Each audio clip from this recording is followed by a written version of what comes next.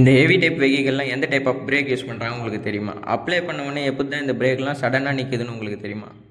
இந்த பிரேக்கை கண்டுபிடிச்சவர் யாருன்னு பார்த்தீங்கன்னா, ஜார்ஜ் வில்லிங்ஹவுஸ்ன்றவர் இந்த பிரேக்கை வந்து கண்டுபிடிச்சார். எந்த வருஷன்னு பார்த்தீங்கன்னா, ஏப்ரல் 13, 1869 தான் இந்த பிரேக்கிங் சிஸ்டத்தை அவர் முதல்ல கண்டுபிடிச்சார். இந்த பிரேக்கிங் சிஸ்டம் எந்தெந்த வெஹிக்கிளில் யூஸ் பண்ணுறாங்கன்னு பார்த்தீங்கன்னா, ட்ரக்கு, பஸ்ஸு, ட்ரெய்லரு, அப்புறம் ட்ரெயின், இந்தமாரி ஹெவியான வெஹிக்கிளில் மட்டும்தான் இந்த பிரேக்கிங் சிஸ்டத்தை யூஸ் பண்ணுறாங்க. இந்த பிரேக்கிங் பார்த்திங்கன்னா ரொம்ப பவர்ஃபுல்லான பிரேக்கு.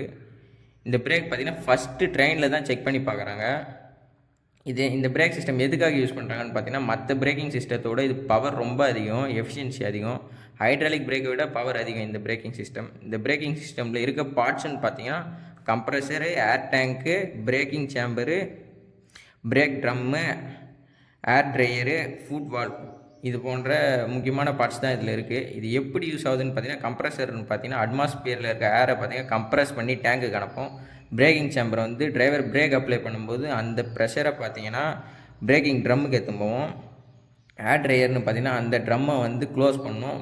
கடைசியில் பார்த்தீங்கன்னா ட்ரம்மு நிற்கும்போது இந்த வீலும் நிற்கும். இதுதான் இந்த ஏர் பிரேக்கிங் சிஸ்டத்தோட ஒர்க்கிங்.